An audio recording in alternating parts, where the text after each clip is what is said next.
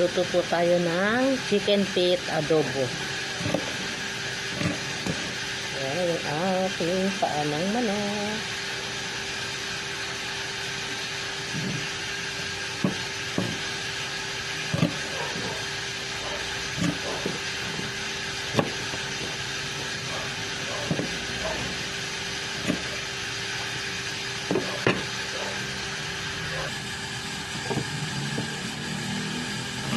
Good morning, good morning. Welcome to my mini vlog.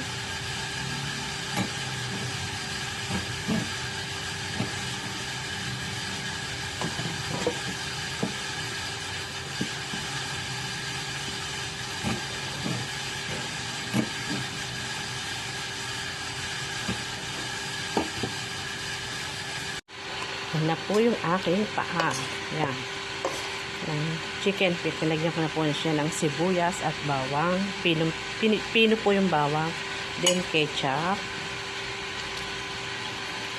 Yan po yung toyo. Ajinomoto. Yung paminta. Lagyan ko rin po siya ng konting suka. Yan. Spray po ang aking pinangsabaw.